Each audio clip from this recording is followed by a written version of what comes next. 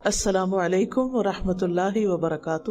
الحمد للہ العزیز الوہاب الکریم المنان من علی المؤمنین بالہدایۃ للایمان وجزاہم علی ایمانہم بالرضا والجنان وجمع لہم السعادۃ فی الدارین والفوز فی الحیاتین نحمدہ حمدا کثیرا ونشکرہ شکرا مزیدا۔ تمام قسم کی حمد اللہ سبحانہ و تعالیٰ کے لیے ہے جو عزت اور غلبے والا ہے، خوب احسان فرمانے والا ہے، نہایت معزز ہے، بہت عطا کرنے والا ہے۔ اس نے مومنوں پر احسان کیا کہ ان کو ایمان کی طرف ہدایت دی اور ان کے ایمان پر ان کو اپنی خوشنودی اور جنتوں کا بدلہ دیا، اور ان کے لیے دونوں جہانوں میں خوش نصیبی کو جمع کر دیا اور دونوں زندگیوں میں کامیابیوں کو جمع کر دیا۔ ہم بہت زیادہ اللہ کی حمد و ثنا بیان کرتے ہیں اور اس کا مزید شکر ادا کرتے ہیں۔ قرآن مجید میں ہم دیکھتے ہیں کہ اللہ سبحانہ وتعالیٰ عمومی طور پر یا ایھا الذین آمنوا کہہ کے مردوں اور عورتوں سب کو خطاب کرتے ہیں، لیکن سورۃ الاحزاب میں خصوصی طور پر مردوں کے ساتھ ساتھ عورتوں کا ذکر بھی الگ طور پر کیا گیا ہے۔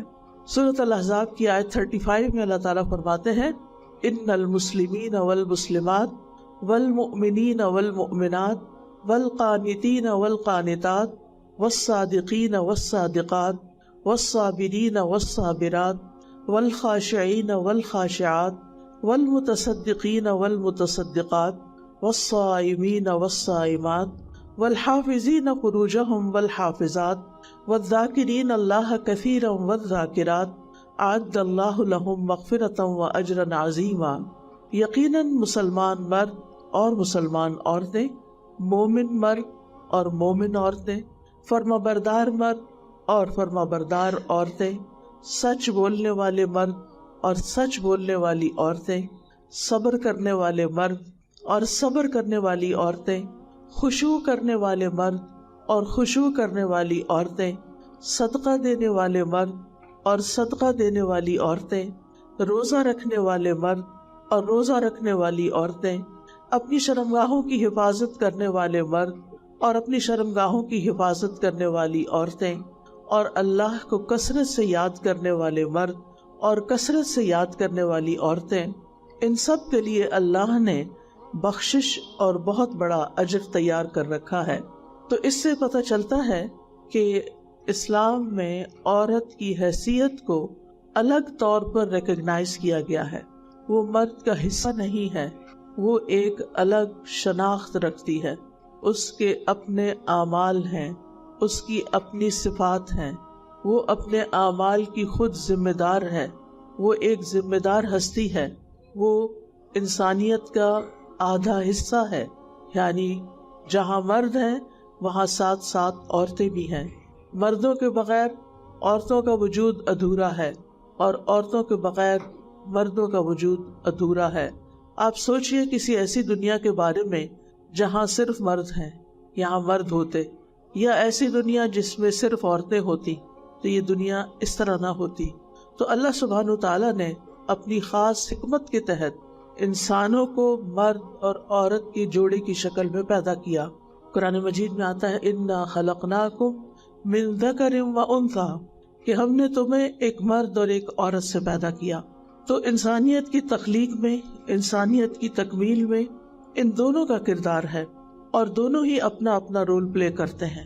اور جب سے دنیا بنی ہے، آغاز سے ہی، بلکہ دنیا میں آنے سے پہلے ہی، آدم علیہ السلام کے ساتھ حوا علیہ السلام کو ان کی کمپنی کے لیے پیدا کیا گیا۔ دنیا میں نہ صرف یہ کہ مرد اور عورت ایک جوڑے کی شکل میں ہے، بلکہ دنیا میں ہر چیز ایک جوڑے کی شکل میں ہے۔ صرف اللہ رب العزت کی ذات وحدہ لا شریک لہ کی ذات ہی ایک اکیلی ذات ہے۔ قل هو اللہ احد اللہ الصمد لم یلد ولم یولد ولم یکن لہ کفوا احد۔ اس کا کوئی ہمسر نہیں، اس کے کوئی برابر نہیں، اس کا کوئی ساتھ نہیں، وہ تنہا ہے، اکیلا ہے، وہ نہ ہی ہے اور نہ شی ہے، وہ اپنی ذات میں منفرد ہے۔ کیونکہ عام طور پر لوگ ان بحثوں میں پڑ جاتے ہیں کہ وہ مذکر ہے یا مؤنث ہے، تو اللہ سبحانہ و تعالیٰ انسانوں کی ان ساری خصوصیات سے ابو ہے۔ ہم دیکھتے ہیں کہ ہمارے دین میں اعمال کے اجر کے اعتبار سے عورتیں مردوں کے برابر ہیں۔ سورۃ آل عمران میں آتا ہے فاستجاب لهم ربهم انی لا اضیع عمل عامل منکم من ذکر او انثی بعضکم من بعض۔ سو ان کے پروردگار نے ان کی دعا قبول کرتے ہوئے فرمایا میں کسی عمل کرنے والے کے عمل کو خواہ مرد ہو یا عورت ہو ضائع نہیں کروں گا، کیونکہ تم دونوں ایک دوسرے کا حصہ ہو، یعنی دونوں مل کر ایک دوسرے کو کمپلیمنٹ کرتے ہو، ایک دوسرے کی تکمیل کرتے ہو، کیونکہ مرد کے بغیر عورت اور عورت کے بغیر مرد ادھورا ہے۔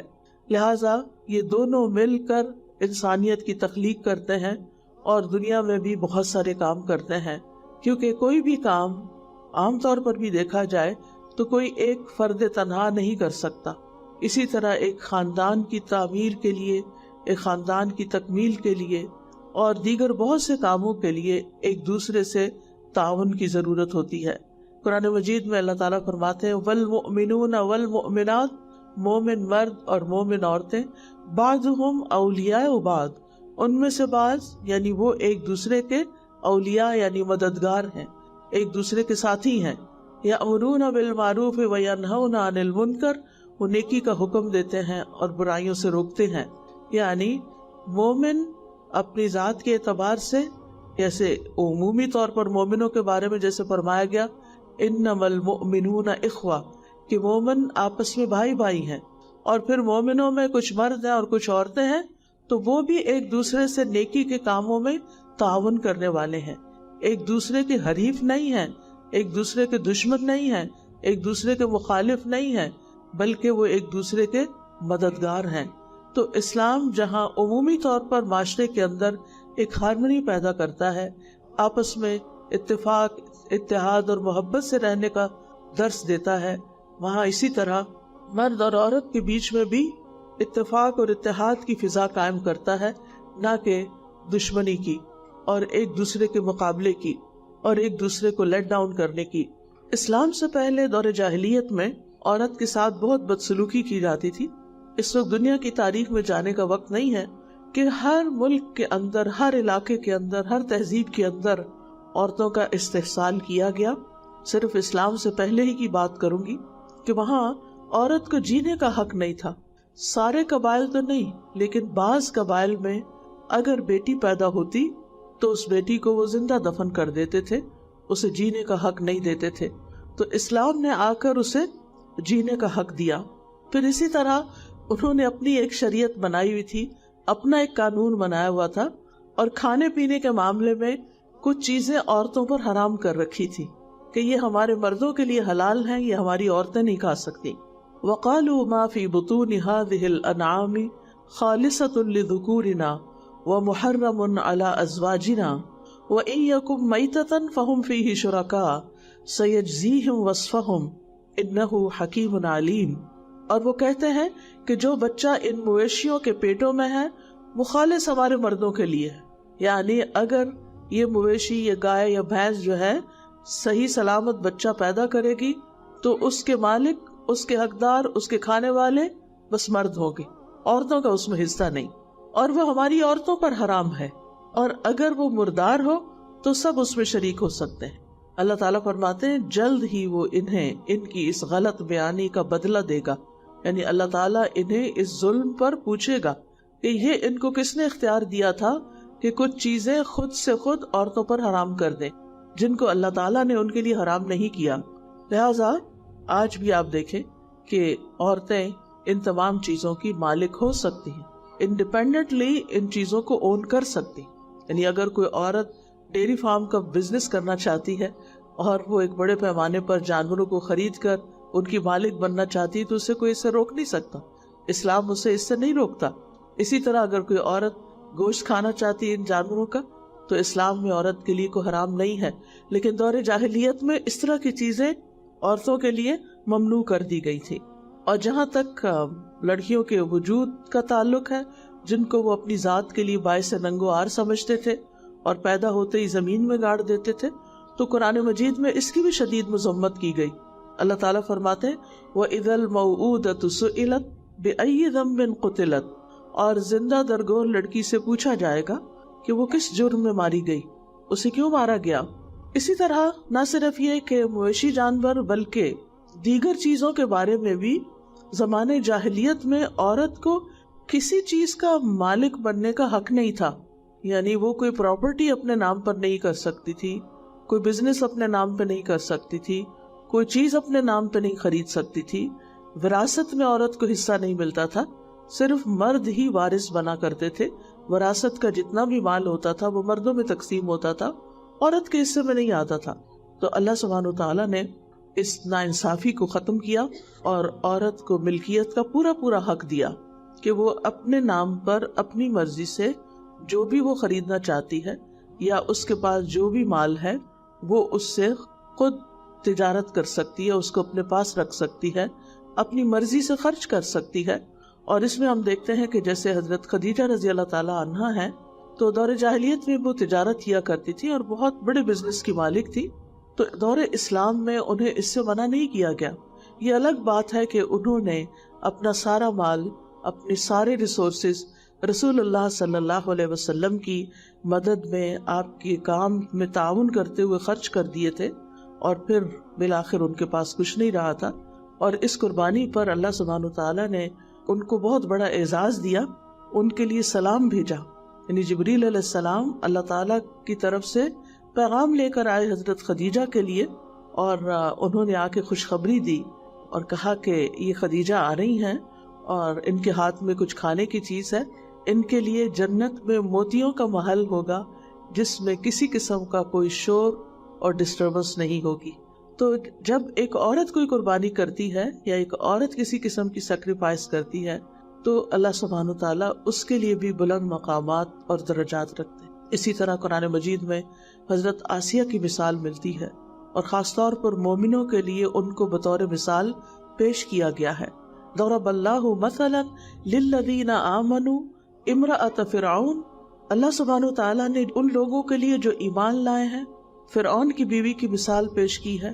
اذ قالت رب ابن لی عندک بیتا فی الجنہ، جب اس نے کہا کہ اے میرے رب میرے لیے اپنے پاس جنت میں ایک گھر بنا دے، یعنی ان کو فرعون نے جب بہت تنگ کیا اور بہت سزائیں دی اور ان کے ہاتھوں میں کیل گاڑ دیے اور پاؤں میں بھی، اور ان کو کھانا پینا بھی نہیں دیا جاتا تھا، اور فرعونی جو تھے ان کو طرح طرح کی سزائیں دیتے تھے، تو اس وقت انہوں نے اللہ تعالیٰ سے یہ دعا کی تھی کہ اللہ اب مجھے دنیا میں نہیں رہنا، میرے لیے اپنے پاس یعنی مجھے اپنا قرب عطا کر دے، اور میں اپنے ایمان سے ہٹنے والی نہیں، اپنے ایمان کو چھوڑنے والی نہیں، لیکن میرے لیے اپنے پاس جنت میں گھر بنا دے۔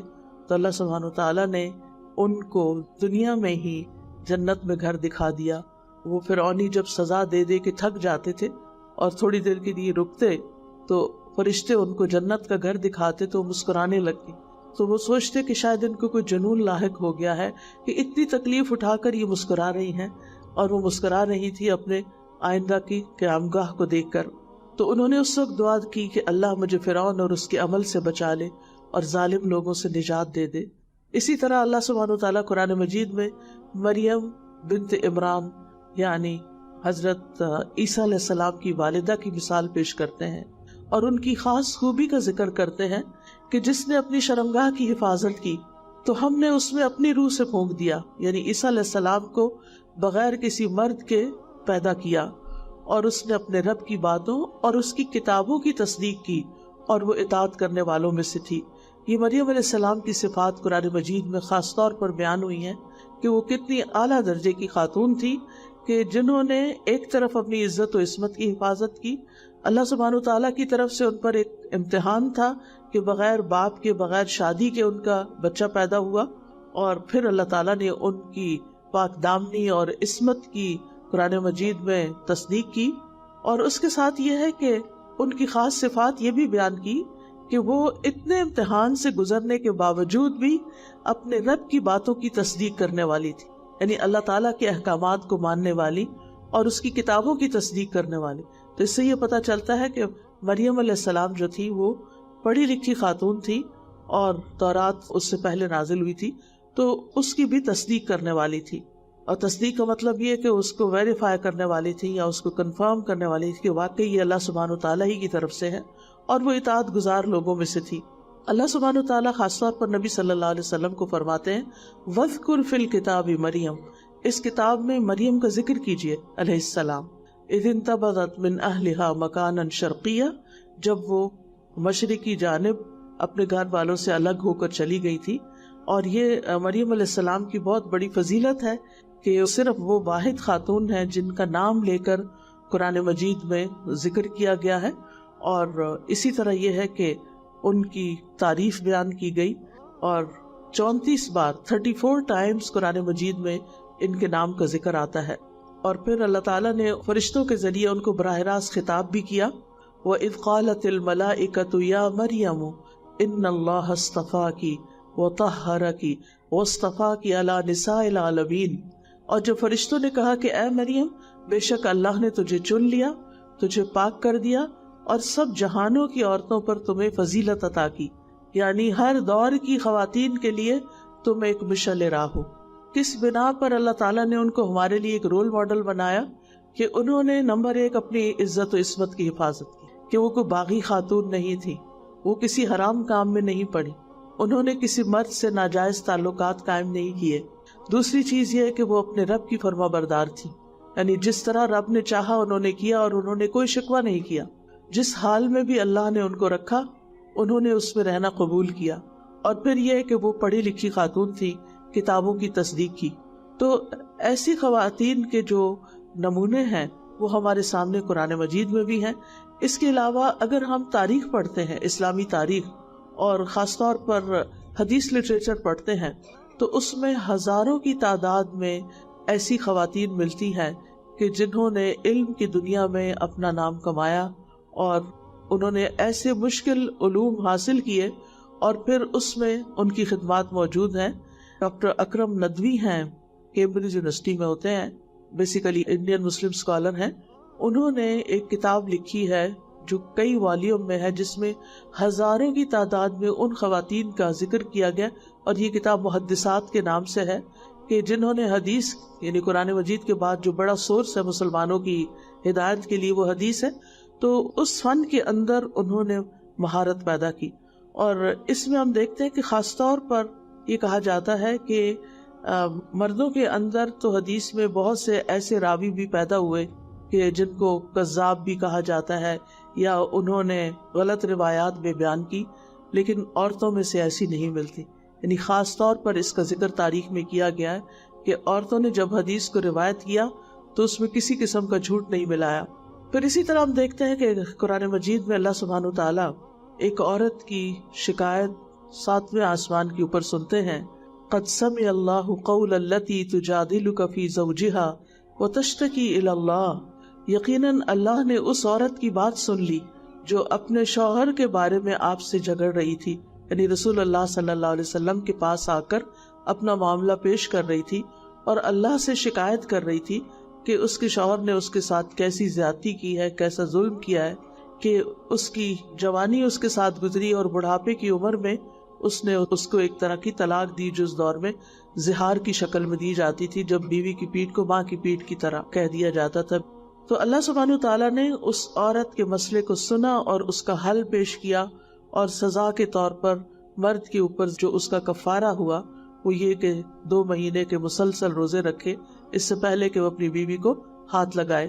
تو یہ چند باتیں میں کتاب اللہ سے اس لیے پیش کر رہی ہوں تاکہ اس بات کا احساس ہو کہ اللہ تعالیٰ نے عورت کو ایک عزت دی ہے، ایک مقام دیا ہے، اور اللہ سبحانہ تعالیٰ نے ان کے مزاج کا بھی قرآن میں ذکر کیا، اور جو لوگ عورتوں پر جھوٹا الزام لگائے ان کی خاص طور پر سزا بھی بیان کی۔ سورۃ النور میں اللہ تعالیٰ فرماتے ہیں ان الذین یرمون المحصنات الغافلات المؤمنات لعنوا فی الدنیا والآخرہ ولہم عذاب عظیم، بے شک وہ لوگ جو پاک دامن بے خبر مومن عورتوں پر تہمت لگاتے ہیں، یعنی زنا کی تہمت لگاتے ہیں، دنیا اور آخرت میں لعنت کیے گئے ہیں، یعنی اللہ سبحانہ تعالیٰ کی رحمت سے دور ہیں، اور ان کے لیے بہت بڑا عذاب ہے۔ یعنی عورت کی عزت و عصمت جو ہے وہ اس کے لیے ایک خاص معنی رکھتی ہے، تو اس کو یوں پروٹیکٹ کیا گیا، اور کسی کو بھی اس کی اجازت نہیں دی گئی کہ وہ ظلم اور زیادتی کریں۔ نبی صلی اللہ علیہ وسلم اپنے متعدد خطبات میں، اپنی تعلیمات میں مردوں پر عورتوں کے حق کو واضح فرماتے ہیں۔ سنن ترمذی میں آتا ہے، رسول اللہ صلی اللہ علیہ وسلم نے فرمایا، ان لکم علی نسائکم حقا ولنسائکم علیکم حقا، خبردار رہو مردوں کے حق عورتوں پر ویسے ہی ہیں جیسے عورتوں کے مردوں پر حقوق ہیں، یعنی تمہارے لیے عورتوں پر حق ہے اور عورتوں کے لیے تم پر حق ہے، دونوں کے فرائض بھی ہیں اور دونوں کی ذمہ داریاں بھی ہیں۔ نبی صلی اللہ علیہ وسلم بیوی کے حق کی وصیت کرتے ہوئے کہتے ہیں، حضرت عبداللہ ابن عمرو ابن العاص کہتے ہیں کہ رسول اللہ صلی اللہ علیہ وسلم نے مجھ سے فرمایا، اے عبداللہ، مجھے بتایا گیا ہے کہ تم دن کو مسلسل روزے رکھتے ہو اور رات کو مسلسل قیام کرتے ہو۔ میں نے عرض کیا، ہاں اے اللہ کے رسول، ایسا ہی کرتا ہوں۔ آپ نے فرمایا، ایسا نہ کرو، روزہ رکھو اور رات کو قیام بھی کرو اور آرام بھی کرو، یعنی روزہ رکھو بھی اور نہیں بھی رکھو، یعنی کبھی رکھو اور کبھی نہیں رکھو۔ تیرے جسم کا تجھ پر حق ہے، تیری آنکھوں کا تجھ پر حق ہے اور تیری بیوی کا تجھ پر حق ہے، یعنی اپنی بیوی کو بھی ٹائم دو، صرف عبادت میں ہی مشغول نہ رہو۔ اگر دیکھا جائے تو عبادت ایک بہت اہم فریضہ ہے۔ اللہ تعالیٰ خوش ہوتے ہیں جو رات کو قیام کرتا ہے، جو انسان یا دن کو روزہ رکھتا ہے، لیکن یہاں پر اس میں بھی اعتدال قائم کرنے کو کہا گیا۔ فرض روزے تو اپنی جگہ ہیں ہی، لیکن نفلی روزے جو ہیں ان کے بارے میں خاص طور پر تاکید کی گئی ہے۔ پھر اسی طرح ہم دیکھتے ہیں کہ رسول اللہ صلی اللہ علیہ وسلم کا طرز عمل، حضرت عائشہ کہتی ہیں کہ میں نے کسی کو بھی اپنی عادات، چال چلن، بات چیت میں فاطمہ رضی اللہ عنہا سے بڑھ کر رسول اللہ صلی اللہ علیہ وسلم کے مشابہ نہیں پایا، یعنی سب سے زیادہ وہ نبی صلی اللہ علیہ وسلم کو ریزمبل کرتی تھی۔ جب وہ آپ کے پاس آتی تو آپ اٹھ کر ان کی طرف خود بڑھتے، یعنی ایک باپ اور بیٹی کا تعلق ہے، وہ اللہ کے رسول ہیں، اللہ کے حبیب ہیں، پوری دنیا سے زیادہ معزز اور محترم ہیں، لیکن ان کی بیٹی جب ان کے پاس آتی تو آپ ان کے لیے کھڑے ہو جاتے، آپ کھڑے ہو جاتے، ان کا ہاتھ پکڑتے، بوسہ دیتے، یعنی پیار کرتے اور اپنی جگہ پر بٹھاتے تھے۔ اور جب نبی صلی اللہ علیہ وسلم حضرت فاطمہ کے گھر جاتے تو وہ اٹھ کر آپ کی طرف آتی، استقبال کرتی، آپ کا ہاتھ پکڑتی اور بوسہ دیتی اور اپنی جگہ پر بٹھاتی، کیونکہ محبت دونوں طرف سے ہوتی ہے۔ تو یہ ایک باپ اور بیٹی کا مثالی تعلق ہے۔ آج کتنے باپ ہیں جو اپنی بیٹیوں کو ایسی عزت دیتے ہوں اور ان سے ایسی محبت کرتے ہوں اور ان کو اپنی جگہ بٹھاتے ہوں اور ان کا اتنا اکرام کرتے ہوں۔ لَقَدْ كَانَ لَكُمْ فِي رَسُولِ اللَّهِ أُسْوَةٌ حَسَنَةٌ، تمہارے لیے اللہ کے رسول صلی اللہ علیہ وسلم کی زندگی میں بہترین نمونہ ہے۔ نبی صلی اللہ علیہ وسلم کا کبھی کسی عورت پر یا کسی خادم پر ہاتھ نہیں اٹھا، آپ نے کبھی کسی کو نہیں مارا، اور پھر آپ نے فرمایا کہ میں دو ضعیفوں کا حق مارنا حرام کرتا ہوں، یتیم کا اور عورت کا، کیونکہ اس معاشرے میں عورت کمزور تھی، یعنی سب عورتوں کو وہ حقوق حاصل نہیں تھے۔ جو امراء کی خواتین تھی وہ اسٹرانگ تھی، لیکن عام عورتوں کو حق نہیں دیا جاتا تھا، لہٰذا آپ نے فرمایا کہ میں عورت کا حق مارنا حرام قرار دیتا ہوں، یعنی اگر کوئی عورت کو کمزور پا کر اس کا حق نہیں دیتا تو وہ ایک حرام کام کا ارتکاب کرتا ہے۔ آپ صلی اللہ علیہ وسلم نے یہ بھی فرمایا کہ دنیا فائدہ اٹھانے کی چیز ہے اور دنیا کی بہترین متاع نیک عورت، یعنی دنیا میں بہت سی نعمتیں ہیں لیکن ان میں سب سے بہترین نعمت ایک نیک عورت ہے۔ پھر اسی طرح شادی کے معاملے میں کیا حکم دیا گیا کہ کسی بھی کنواری لڑکی کا نکاح نہ کیا جائے جب تک اس سے اجازت نہ لی جائے، یعنی ماں باپ کو اپنے بچوں کے اوپر بہت سی اپنی مرضی کرنے کا حق ہوتا ہے، لیکن شادی کے معاملے میں نہیں، عورت کو اس کا حق دیا جائے گا، وہ اپنی پسند ناپسند کا اظہار کر سکتی ہے۔ اسی طرح اگر عورت بیوہ ہو جائے تو اس کے لیے دوسروں کو، دوسرے خاندان کے لوگوں کو، دوسرے لوگوں کو دوڑ دھوپ کرنے کا حکم دیا گیا۔ رسول اللہ صلی اللہ علیہ وسلم نے فرمایا، صحیح بخاری کی روایت ہے، بیوہ اور مسکین کے لیے دوڑ دھوپ کرنے والا ایسا ہے جیسے اللہ کے راستے میں جہاد کرنے والا، جیسا وہ نمازی جو کبھی نماز سے تھکتا نہیں، یعنی اگر کوئی شخص کسی بیوہ کا خیال رکھتا ہے تو وہ ایسا ہے جیسے ہر وقت نماز پڑھ رہا ہو، اور وہ روزہ دار جو کبھی روزے سے ناغہ ہی نہیں کرتا، اب ہم میں سے کس میں اتنی طاقت ہے کہ ہم ہر وقت روزے سے رہیں یا ہر وقت نماز ہی پڑھتے رہیں، لیکن اگر کوئی وڈو کا خیال رکھتا ہے تو وہ اتنی بڑی نیکی کماتا ہے۔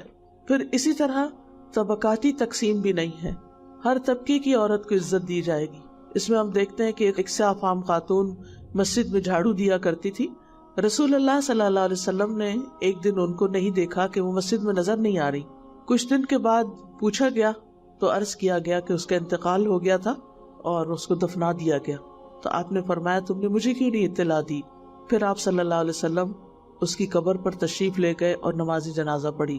یعنی ایک وہ عورت جو صرف جھاڑو دینے والی ہے، جس کا اپنا کوئی سٹیٹس نہیں، کوئی گھر نہیں، کوئی کچھ اس کی جان پہچان نہیں، وہ خاموشی سے آتی ہے، وہ جیسے کلینر ہوتا ہے تو ایک کلینر ہے، لیکن اللہ کے رسول صلی اللہ علیہ وسلم نے اس کو اتنی عزت دی کہ وہ ہمارے ساتھ تھی، وہ روز یہاں صفائی کرتی تھی اور آج نہیں ہے، تو اس کا بھی حق ہے کہ ہم اس کا خیال رکھیں اور آپ لوگوں کو لے کر دوبارہ جا کر اس کی قبر پر جنازہ پڑھتے ہیں۔ اسی طرح ہم دیکھتے ہیں کہ عورت کو وراثت میں حق دیا گیا، یوصیکم اللہ فی اولادکم للذکر مثل حظ الانثیین، اللہ تمہیں تمہاری اولاد کے بارے میں تاکیدی حکم دیتا ہے مرد کا حصہ دو عورتوں کے برابر۔ یہاں آ کر خواتین کو تھوڑی یعنی کہ محسوس ہوتی ہے یہ بات کہ اللہ تعالیٰ نے ہمارا حق کم کیوں کیا ہے۔ پہلی بات تو یہ دیکھیے کہ یہ حق اس معاشرے میں عورت کو دیا جا رہا ہے جس میں عورت کا وراثت میں کچھ بھی حصہ نہیں تھا، وہاں اس کو حصہ دلوایا جا رہا ہے۔ پھر مرد کو ایک اور عورت کو آدھا کیوں دیا گیا؟ اس کی وجہ یہ ہے کہ بنیادی طور پر اسلام نے مرد کو ذمہ دار بنایا ہے کہ وہ عورت کی شادی کے موقع پر اس کو حق مہر دے۔ پھر یہ کہ شادی کے بعد اس کی تمام ضروریات، بنیادی بیسک نیڈز جو ہیں، جس میں اس کا کھانا پینا، اس کی ٹریولنگ، اس کا علاج معالجہ، یہ سب چیزیں مرد کی ذمہ داری ہیں اور اس کے لیے مرد کو کمانا ہے۔ اب آپ دیکھیے کہ جیسے اگر کسی کو وراثت میں حصہ ملتا ہے، ایک بھائی ہے اور ایک بہن ہے، بھائی کو ڈبل ملا، بہن کو ایک حصہ ملا۔ اب یہ کہ بھائی کی شادی ہونی ہے، بھائی کو اپنی بیوی کو بھی دینا ہے، گھر بھی تیار کرنا ہے اور پھر شادی کے بعد بیوی پہ خرچ بھی کرنا ہے۔ دوسری طرف عورت کو جو آدھا ملا ہے اس میں اس پر کوئی رسپانسبلٹی نہیں، نہ گھر بنانے کی، نہ شوہر کو دینے کی، نہ کسی اور کو دینے کی، وہ اپنی خوشی سے جو بھی کرنا چاہتی کرے۔ یہ مال اس کا اپنا مال ہے، اس کا ذاتی مال ہے، وہ چاہے صدقہ خیرات کرے، وہ چاہے اپنے پیرنٹس کو دے، وہ چاہے اپنے بچوں پہ خرچ کرے، وہ چاہے کسی بھی ویلفیئر کے کام میں لگا دے۔ مرد کو حق ہی نہیں کہ وہ اس سے سوال کرے کہ تمہارے وہ پیسے کہاں ہیں جو تمہارے باپ نے تمہیں دیے تھے۔ مرد کو اس سے کوئی سروکار نہیں، باپ نے دیے بیٹی کو ملے، اب بیٹی کی مرضی، وہ چاہے تو شوہر کو بھی دے سکتی، یعنی اس میں بھی کوئی حرج نہیں۔ حتیٰ کہ عورت اگر مرد کے مقابلے میں زیادہ مالدار ہے، بعض کیسز میں ایسا ہوتا ہے، یعنی مرد کے پاس بزنس ہے مثلا، سارا تباہ ہو گیا، یہ جاب چلی گئی، اب مرد کے ہاتھ میں کچھ نہیں رہا، لیکن اس کے مقابلے میں عورت فائنینشلی اسٹرانگ ہے، تو ایسی صورت میں عورت کی جو زکوٰۃ نکلتی ہے وہ زکوٰۃ اس کے پیرنٹس یا بچوں پہ نہیں لگتی، لیکن وہ زکوٰۃ وہ اپنے شوہر کو دے سکتی۔ یہاں تک یعنی عورت کو اس معاملے میں انڈیپینڈنٹ کیا گیا ہے کہ وہ اپنے مال سے اپنے گھر والوں کا کس طرح خیال رکھ سکتی ہے۔ پھر اسی طرح عورت کی گواہی کے بارے میں بعض اوقات کنفیوژن پایا جاتا ہے کہ یہ کیوں کہا جاتا ہے کہ مردوں میں سے 2 گواہ ہوں اور 2 مرد نہ ہوں تو 1 مرد اور پھر 2 عورتیں ہوں۔ تو بنیادی طور پر یہ یاد رکھیے کہ ہر معاملے میں ایسا نہیں ہے، یہ صرف فائنینشیل میٹرز میں ہے، اور اس میں بھی ان میٹرز میں، یعنی ہر فائنینشیل ٹرانزیکشن پر یہ بات نہیں کی جا رہی، صرف ان معاملات میں ہے جہاں کوئی ہیوی ٹرانزیکشنز ہیں یا بڑے بڑے کانٹریکٹس ہوتے ہیں، تو اس میں بھی ایک مرد کی گواہی نہیں ہے، مرد بھی 2 ہونے چاہیے، یعنی بیسیکلی ایک مرد بھی نہیں، 2 مرد ہو، اور اگر 2 مرد نہیں تو پھر 1 مرد ہو جائے، اور 1 مرد ہے تو پھر عورتیں بھی 2 ہوں، یعنی جیسے انیشلی 2 مرد ہیں ایسے ہی عورتیں بھی 2 ہوں۔ اور ساتھ ہی یہ بتایا گیا کہ اگر وہ اس میں بھول جائے تو دوسری یاد کرائے، اگر وہ نہیں بھولتی تو ایک عورت ہی کی گواہی ہوگی وہاں، یعنی یہ نہیں کہا گیا کہ 2 عورتیں کھڑے ہو کے کورس میں اکٹھے بولیں گی، گواہی دیں گے، نہیں، ایسی بات نہیں ہے۔ اور دوسری بات یہ ہے کہ عمومی طور پر یہ دیکھا گیا ہے کہ جو مالی معاملات ہیں اسلام کی روح سے دیکھا جائے تو یہ مرد کی ذمہ داری، یعنی کاروبار کرنا، گھر چلانا، خرید و فروخت، اور یہ ساری چیزیں جو ہے بنیادی طور پر مرد کی ذمہ داری. اس کا یہ مطلب نہیں عورت کر نہیں سکتی، عورت کر سکتی. یعنی تجارت اگر مرد کرتا ہے تو تجارت عورت بھی کر سکتی. اور اس میں ازواج مطہرات میں سے ہم دیکھتے ہیں کہ حضرت زینب رضی اللہ تعالی عنہا جو تھی وہ ام المساکین کہلاتی تھی، مسکینوں کی ماں. یعنی آج کسی عورت کا یہ لقب میں نے نہیں سنا کہ یہ مسکینوں کی ماں ہے. وہ مسکینوں کی ماں کہلاتی تھی. کیوں؟ اس لیے کہ اپنے ہاتھ سے چیزیں بناتی، خود کماتی، اور پھر وہ ان غریبوں پر خرچ کرتی تھی. کیونکہ انسان کی اپنی کمائی میں سے خرچ کرنا زیادہ ثواب کا باعث ہے جو وہ خود محنت کر کے کماتا ہے. تو نبی صلی اللہ علیہ وسلم نے فرمایا کہ تم میں سب سے پہلے مجھ سے وہ آ کر ملے گی، یعنی فوت ہونے کے بعد، جو سب سے لمبے ہاتھوں والی. اب ازواج مطہرات اپنے ہاتھ ایک دوسرے سے ناپتی تھی کس کے ہاتھ لمبے، لیکن جب وہ فوت ہوئی تو پتہ چلا کہ لمبے ہاتھوں سے مراد زیادہ سے زیادہ صدقہ کرنا تھا. تو وہ خود صدقہ کیا کرتی تھی. تو اس سے یہ پتہ چلتا ہے کہ عورت کام کر سکتی ہے، جاب کر سکتی ہے اور بزنس کر سکتی ہے، لیکن یہ اس کی رسپانسبلٹی نہیں ہے. اگر وہ خوشی سے کرتی ہے، کیونکہ ہر عورت کے اندر صلاحیت نہیں ہوتی کہ وہ ایسا کرے. لیکن مردوں کو اللہ تعالیٰ نے بنیادی طور پر بنایا اس طرح ہے، ان کے اوپر سے بچے پیدا کرنے کی، بچوں کو پالنے پوسنے کی ذمہ داری ان کے اوپر نہیں ڈالی، تاکہ وہ فوکسڈ ہو کر گھر کے باہر کی ذمہ داریاں سنبھالیں اور عورت فوکسڈ ہو کر اپنے گھر کی ذمہ داریاں لے. ہاں، مرد جب باہر سے آئے تو اس کے لیے حرام نہیں کہ گھر میں کوئی کام کرے، یعنی وہ گھر میں اپنی بیوی کا مددگار بن سکتا ہے. نبی صلی اللہ علیہ وسلم کے بارے میں پوچھا گیا کہ آپ گھر میں کیا کرتے تھے. ایک تابعی ہے مسروق، حضرت عائشہ کے شاگرد ہیں. حضرت عائشہ ان کا بہت امپورٹنس دیتی تھی اور اللہ کی خاطر ان سے بہت محبت کرتی تھی. تو مسروق نے حضرت عائشہ سے پوچھا کہ نبی صلی اللہ علیہ وسلم گھر میں کیا کرتے تھے. تو انہوں نے فرمایا کہ آپ اپنے گھر والوں کی خدمت کیا کرتے تھے، اپنے گھر والوں کی مدد کیا کرتے تھے. آپ جھاڑو بھی لگا لیتے تھے، آپ کھانا پکانے میں بھی مدد دے دیتے تھے، آپ ڈول جس سے پانی نکالا جاتا ہے، چمڑے کے ہوتے تھے اس وقت، وہ بھی سی لیتے تھے. اپنے کپڑوں کے اندر بھی اگر کہیں سینے کی ضرورت پیش آتی تو وہ بھی سی لیتے تھے. تو اس سے یہ پتہ چلتا ہے جو ہمارے معاشرے میں ایک وہ چیز بنی ہوئی ہے کہ مرد کو گھر میں کام نہیں کرنا چاہیے، اسلام میں اس کی کوئی حیثیت نہیں ہے. یعنی اگر مرد کے پاس وقت ہے، اگر مرد اپنی ذمہ داریوں سے فارغ ہو گیا، اور عورت کی ذمہ داریاں تو پھر 24 آورس کی ہو جاتی ہے نا.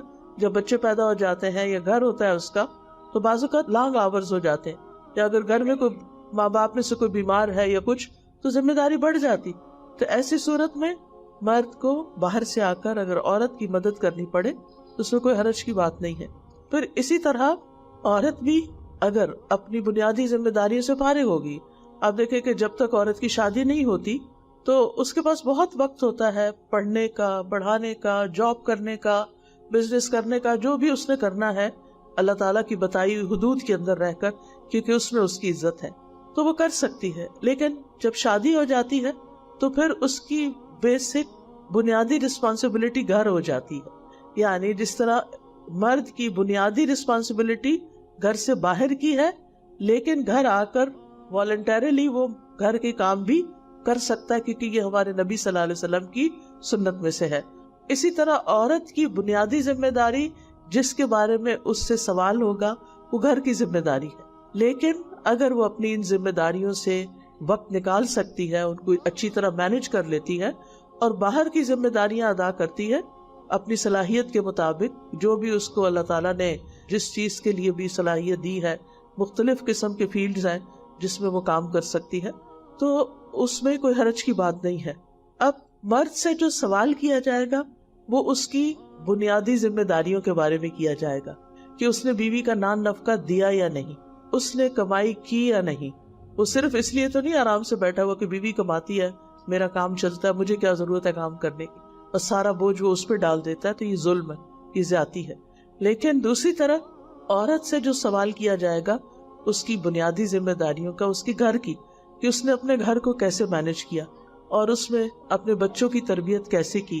کیونکہ نبی صلی اللہ علیہ وسلم نے فرمایا کلکم راعن وکلکم مسئول عن رعیتہ، تم میں سے ہر شخص نگران ہے اور ہر شخص سے اس کی رعایا کے بارے میں سوال کیا جائے گا.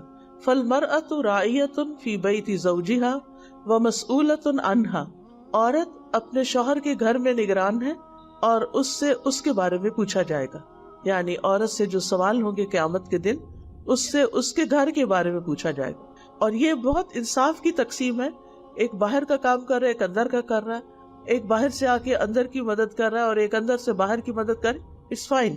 لیکن اگر کوئی مرد گھر آ کر مطلب اتنا تھکا ہوا ہے کہ اس کے پاس کوئی وقت نہیں کہ وہ گھر میں کچھ کنٹریبیوٹ کر سکے پریکٹیکلی، تو اس سے پوچھا نہیں جائے گا. اسی طرح اگر ایک عورت گھر سے باہر کام نہیں کرنا چاہتی تو اس سے پوچھا نہیں جائے گا، اس سے سوال نہیں ہوگا.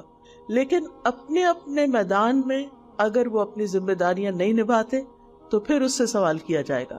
پھر اسی طرح ہم دیکھتے ہیں کہ علمی میدان میں ہر دور میں خواتین نے بہت ذمہ داری ادا کی. اس میں ازواج مطہرات کو تو خاص طور پر حکم دیا گیا. کیا فرمایا؟ وَقَرْنَ فِي بُيُوتِكُنَّ وَلَا تَبَرَّجْنَ تَبَرُّجَ الْجَاهِلِيَّةِ الْأُولَى وَأَقِمْنَ الصَّلَاةَ وَآتِينَ الزَّكَاةَ وَأَطِعْنَ اللَّهَ وَرَسُولَهُ إِنَّمَا يُرِيدُ اللَّهُ لِيُذْهِبَ عَنْكُمُ الرِّجْسَ أَهْلَ الْبَيْتِ وَيُطَهِّرَكُمْ تَطْهِيرًا وَاذْكُرْنَ مَا يُتْلَى فِي بُيُوتِكُنَّ مِنْ آيَاتِ اللَّهِ وَالْحِكْمَةِ إِنَّ اللَّهَ كَانَ لَطِيفًا خَبِيرًا. اور اپنے گھروں میں ٹکی رہو، یعنی ازواج مطہرات کے لیے خاص حکم تھا کیونکہ وہ ان کا سٹیٹس بہت ہائی تھا، تو ان کو عام عورتوں کی طرح باہر گھومنے کی اجازت نہیں تھی.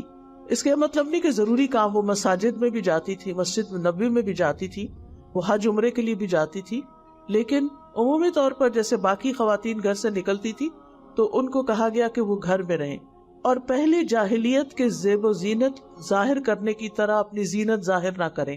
کیونکہ دور جاہلیت میں عورت جو تھی وہ اپنی بیوٹی اور اپنے کپڑے اور اپنا سب کچھ یعنی اس طرح پہنتی تھی کہ وہ مردوں کو اٹریکٹ کرے، تو اس سے بھی منع کیا گیا.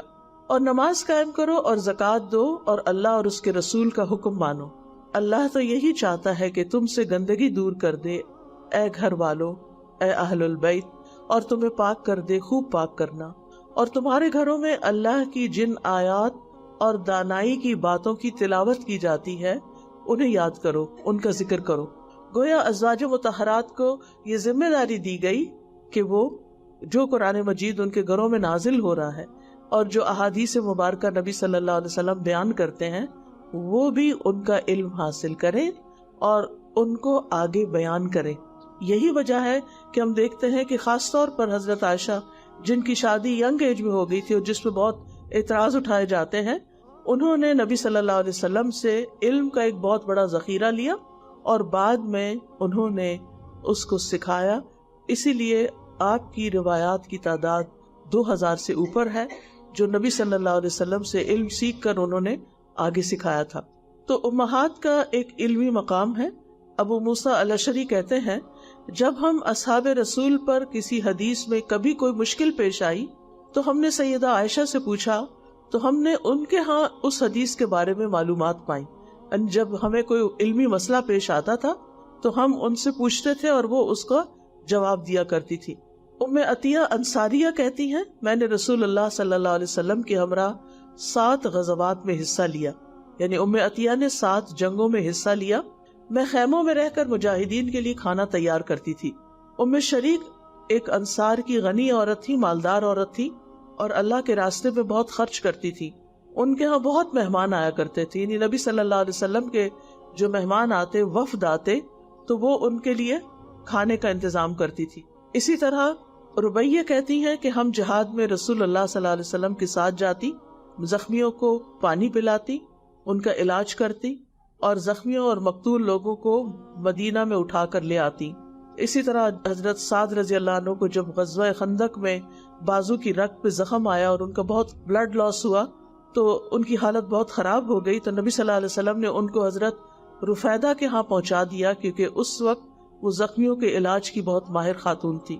پھر نبی صلی اللہ علیہ وسلم نے خواتین کے لیے الگ سے بھی تعلیم کا دن مقرر کیا اور عید کے موقع پر بھی الگ سے آ کر ان سے خطاب کرتے کیونکہ کراؤڈ بڑا ہوتا تھا، مرد آگے ہوتے تھے، تو اس وجہ سے خواتین تک آواز نہیں پہنچتی تھی، تو آپ نے الگ سے بھی آ کے ان کو تعلیمات دی.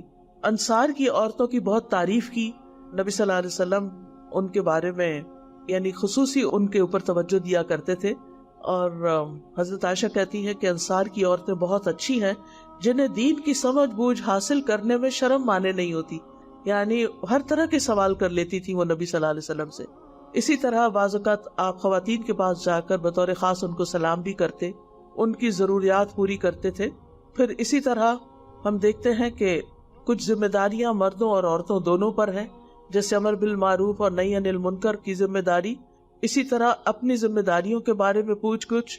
پھر اسی طرح عورتوں کے لیے یعنی خاص طور پر ان کے خاص مقام ہے، اس کے حوالے سے خوشخبریاں، جیسے اسلام میں ماں کا حق جو ہے وہ سب سے بڑھ کر، یعنی جتنے بھی لوگوں کے حقوق ہیں ان میں سب سے زیادہ ماں کا حق ہے، کہ اسلام نے ماں سے حسن سلوک کی تلقین کی اور 3 بار کی ہے، یعنی باپ کے مقابلے میں ماں کو 3 حق دیے ہیں جب وہ ماں بنتی۔ اسی لیے عورت کچھ بھی بن جائے، کوئی بھی مقام حاصل کر لے دنیا میں، کتنا بھی نام کما لے، لیکن اس کی تکمیل اس وقت ہوتی ہے جب وہ ماں بنتی۔ اس کو سب سے زیادہ عزت اور مقام اور مرتبہ اس وقت ملتا ہے جب وہ ایک ماں کی حیثیت سے سب کے سامنے آتی ہے۔ پھر اسی طرح اللہ سبحانہ وتعالیٰ نے قرآن مجید میں بارہا والدین کے ساتھ احسان کا حکم دیا، لیکن خصوصاً ماں کے بارے میں الگ سے بھی حکم دیا۔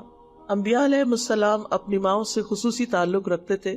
عیسیٰ علیہ السلام کی صفت آتی ہے کہ وہ برم بوالدتی، کہ میں اپنی والدہ سے بہتر سلوک کرتا رہوں، مجھے اس کا حکم دیا ہے۔ ماں کے قدموں تلے جنت بتائی گئی، اور اسی طرح خرچ کرنے کی ابتدا بھی ماں سے ہونی چاہیے۔ طارق وہاربی کہتے ہیں، ہم مدینہ آئے تو رسول اللہ صلی اللہ علیہ وسلم منبر پر کھڑے لوگوں سے خطاب فرما رہے تھے۔ آپ فرما رہے تھے، دینے والے کا ہاتھ اونچا ہوتا ہے، اور سب سے پہلے تم اسے دو جن کی کفالت تمہارے ذمہ ہے، اپنی ماں کو دو، اپنے باپ کو دو، اپنی بہن کو دو، اور اپنے بھائی کو دو، پھر اپنے قریبی رشتہ دار کو دو، پھر جو تمہارے قریبی ہو۔ یعنی اپنے بیوی بچوں کے بعد سب سے پہلا حق کس کا ہے؟ ماں کا ہے، اور اگر بیوی بچے نہیں تو خرچ کرنے میں سب سے پہلے ماں کو دیا جائے گا۔ اور اس میں الحمدللہ ہم دیکھتے ہیں کہ ہمارے معاشرے میں آج تک یہ روایت باقی ہے کہ بہت سے جو نوبل پیپل ہوتے ہیں وہ خاص طور پر ماؤں کو الگ سے دیتے ہیں تاکہ وہ اپنی خوشی سے اور اپنی مرضی سے جو چاہیں خرچ کر سکیں۔ پھر اسی طرح بیوی کے حقوق قرآن مجید میں اللہ تعالیٰ فرماتے ہیں وَعَاشِرُوهُنَّ بِالْمَعْرُوفِ، اور ان کے ساتھ معروف اچھے طریقے سے زندگی بسر کرو۔ معاویہ کہتے ہیں، میں نے عرض کیا یا رسول اللہ، ہم پر اپنی بیوی کا کیا حق بنتا ہے؟ آپ نے فرمایا، جب تم کھاؤ تو اسے بھی کھلاؤ، جب تم پہنو یا کماؤ تو اسے بھی پہناؤ، یعنی صرف اپنے کپڑے نہیں خرید لو بلکہ اس کے بھی ساتھ خریدو، اور صرف اپنا کھانے کی فکر نہیں کرو بلکہ اس کی بھی فکر کرو، اس کے چہرے پر نہ مارو، اسے گالیاں مت دو، اور اگر اسے الگ کرو تو گھر میں ہی کرو۔ یعنی بعض اوقات ناراضگی ہو جاتی ہے دونوں کے بیچ میں، تو بیوی کو چھوڑ کے گھر سے نہ نکل جاؤ، کیونکہ بعض مرد جو ہے وہ اس طرح کے ظلم و زیادتی کرتے ہیں۔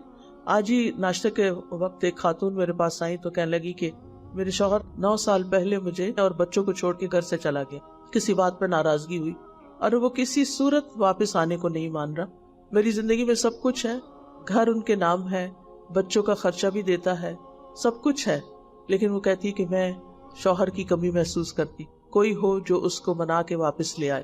یعنی بعض اوقات ہم کسی کے رویے سے بہت تنگ بھی پڑ جاتے ہیں، عورت مرد کے بیچ میں بھی، کسی بھی ریلیشن شپ میں بعض اوقات، حتیٰ کہ ماں باپ اور بچوں کے بیچ میں بعض اوقات ایسی چیزیں پیدا ہو جاتی ہیں کہ ایک دوسرے سے تنگ ہو جاتے ہیں۔ تو اصل کامیاب زندگی یہی ہوتی ہے کہ انسان اختلاف کے باوجود ساتھ مل کے چلتا رہے۔ کبھی بھی ایسا نہیں ہو سکتا کہ کسی کے ساتھ ہماری 100% ذہن کی، سوچ کی ہر چیز ویو ملتی ہو، یہ نہیں ہو سکتا۔ ہر انسان الگ ہے، ہر انسان ایک یونیک آئیڈینٹی رکھتا ہے، اس کی اپنی سوچ ہوتی ہے، وہ اپنے طریقے پر چیزوں کو اینالائز کرتا ہے، لہٰذا اختلاف کا ہونا لازم ہے۔ یہ ہو ہی نہیں سکتا کہ 2 لوگ ہوں اور ان میں کوئی اختلاف نہ ہو، رائے کا، پسند ناپسند کا۔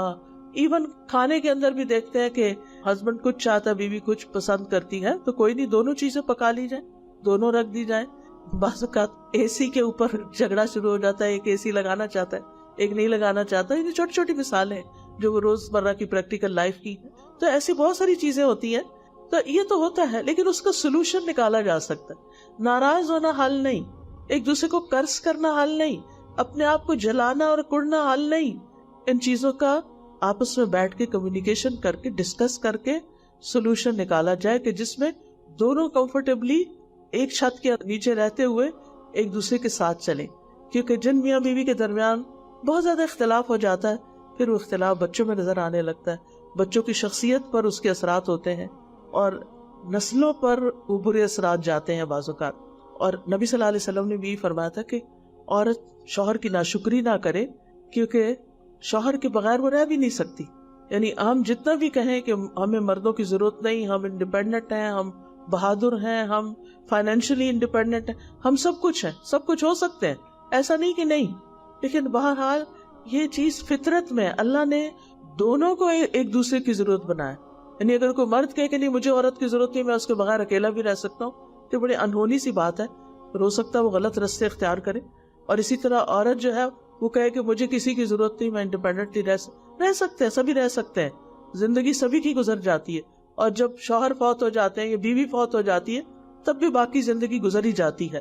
لیکن دونوں اگر ایک دوسرے کے ساتھ ہیں جیسا بھی ہے، ہر ایک کا تعلق آئیڈیل بھی نہیں ہو سکتا. بہت کم کپلز ایسے ہوتے ہیں کہ جن میں بہت آپس کی محبت اور بہت موافقت اور بہت مل کے مشورے سے بہت کچھ کرتے ہیں، جو کہ اسلام کے لحاظ سے ایک آئیڈیل زندگی ہے، ہونی بھی چاہیے، محبت بھی ہونی چاہیے اور آپس میں اتفاق بھی ہونا چاہیے اور ایک دوسرے کو سپورٹ بھی کرنا چاہیے اور ایک دوسرے کو کمپلیمنٹ کرنا چاہیے.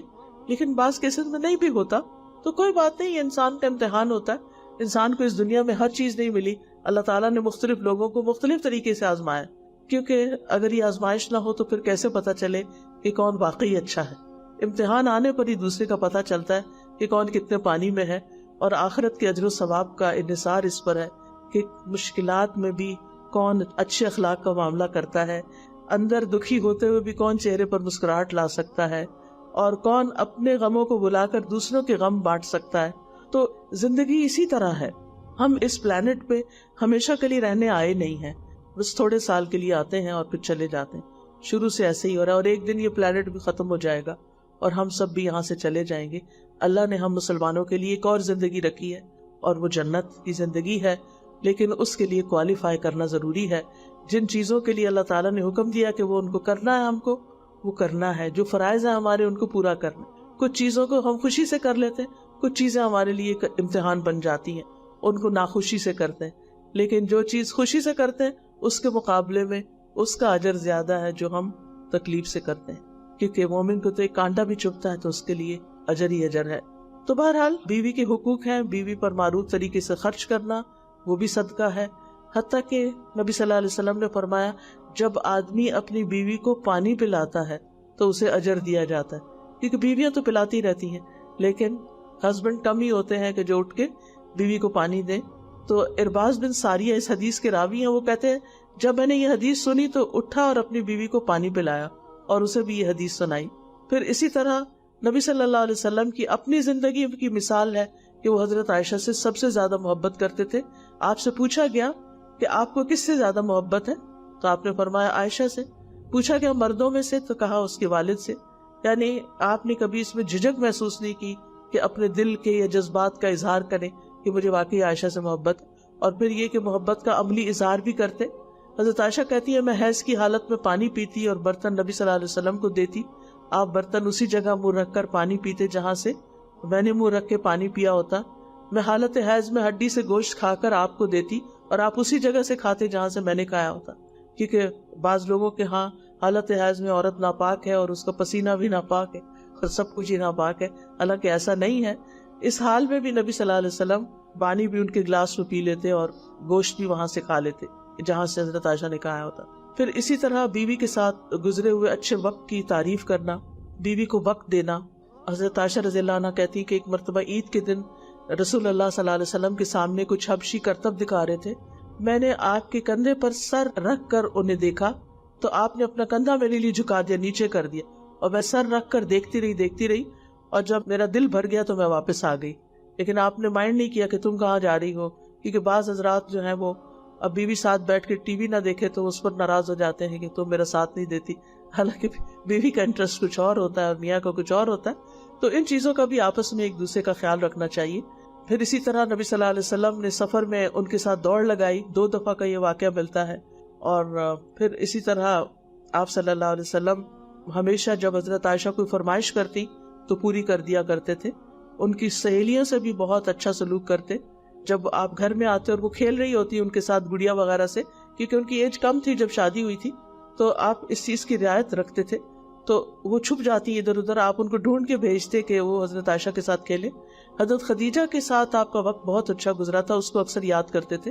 جب آپ بکری ذبح کرتے تو حضرت خدیجہ کی سہیلیوں کو خاص طور پر گوشت بھجواتے اور کہتے کہ یہ فلاں سہیلی کو دے کر آؤ، یہ فلاں کو دے کر آؤ، اس محبت کی وجہ سے جو آپ کی حضرت خدیجہ کے بیچ میں تھی. پھر اسی طرح بیٹی کی حیثیت سے عورت کا حق ہے کہ اس کی پیدائش پر خوش ہونا چاہیے. بیٹی کی اچھی پرورش کرنے والا نبی صلی اللہ علیہ وسلم کے ساتھ جگہ پائے گا. بیٹیوں سے محبت کرنا جنت کے حصول کا ذریعہ ہے. بیٹیوں کو محنت کر کے کھلانے پلانے کا اجر ہے. ان کو خاص طور پر پیار کرنا چاہیے. اور نبی صلی اللہ علیہ وسلم نے یہ بھی فرمایا کہ فاطمہ میرے جسم کا ٹکڑا ہے، اس لیے جس نے اسے ناحق ناراض کیا اس نے مجھے ناراض کیا. ایک اور جگہ پر فرمایا فاطمہ میرے جسم کا ٹکڑا ہے، جو چیز اسے پریشان کرتی ہے وہ مجھے بھی پریشان کرتی ہے، جو چیز فاطمہ کو خوش کرتی ہے وہ مجھے بھی خوش کرتی ہے. قیامت کے دن سب حسب نسب منقطع ہو جائیں گے، ماں سوائے میرے نسب، رشتہ داری، قرابت اور دامادگی کے، یعنی وہ باقی رہیں گے. پھر اسی طرح ہم دیکھتے ہیں کہ بیٹی اگر شادی شدہ بھی ہو تو بھی اس کا خیال کرنا اور اس کے پاس جانا اور ملاقات کرنا. حضرت عائشہ کہتی ہے کہ نبی صلی اللہ علیہ وسلم صبح کے وقت اس حال میں نکلے کہ آپ اپنے اوپر ایک ایسی چادر اوڑے ہوئے تھے جس پر سیاہ بالوں سے نقش بنے ہوئے تھے، کڑھائی ہوئی بھی تھی. اسی دوران حضرت حسن آ گئے، آپ نے ان کو اپنی چادر کے اندر کر لیا. حضرت حسین آ گئے، آپ نے ان کو بھی چادر کے اندر کر لیا.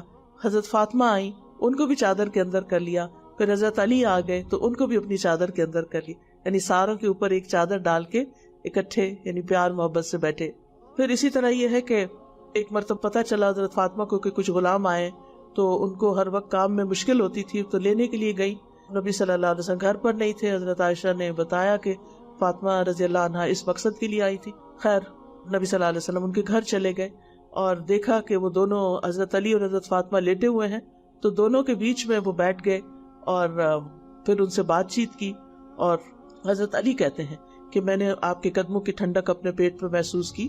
تو بہرحال پھر حضرت فاطمہ کو آپ نے 33 بار سبحان اللہ اور الحمدللہ اور اللہ اکبر پڑھنا سکھا اور کہا یہ غلام سے بہتر ہے، نہیں کام خود کرو لیکن یہ ان تسبیحات سے تمہاری تھکاوٹ دور ہو جائے گی.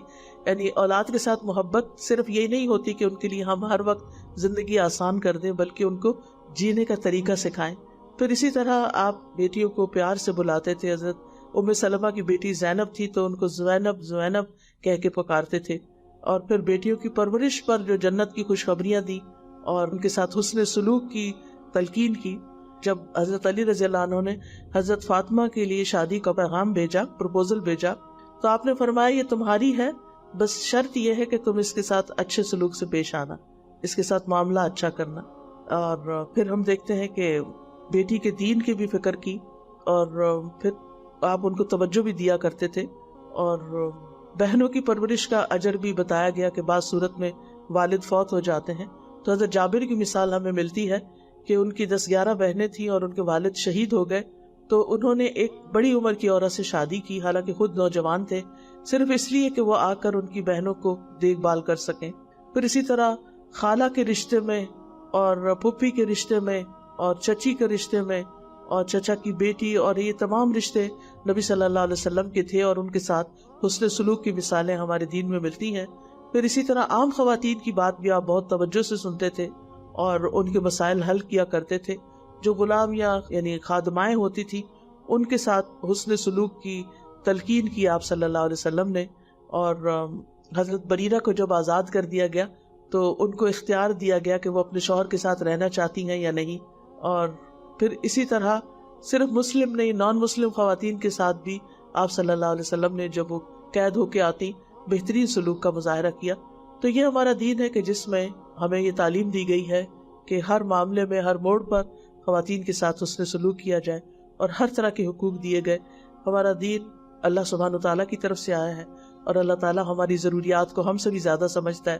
لہٰذا ہمیں اگر اپنے حقوق تلاش کرنے ہیں تو اپنے دین میں کریں، اپنے بچوں کی اچھی تربیت کریں تاکہ کل کے وہ بہترین مرد ثابت ہوں، کیونکہ عورتوں کی گود میں ہی مرد پلتے ہیں. اگر عورتیں ہی بہترین طریقے سے مردوں کی تربیت کریں تو ہو نہیں سکتا کہ عورت کو حقوق نہ ملیں. لیکن مشکل یہ ہوتی ہے کہ وہی عورت پھر جب اپنے بیٹے کو بیاہ کے لاتی ہے تو اس کی بیوی کے مقابلے پہ کھڑی ہو جاتی ہے، جس سے بہت سے مسائل کھڑے ہوتے ہیں. تو ہم خواتین کو سینسیبلی دوسری عورتوں کے حقوق ادا کرنے میں مدد کرنی چاہیے اپنے گھر والوں کی. تو اللہ تعالیٰ سے دعا ہے کہ اللہ تعالیٰ ہمیں بہترین علم، بہترین عمل دے. آپ سب کو بہت شکریہ کہ آپ نے مجھے یہاں موقع دیا.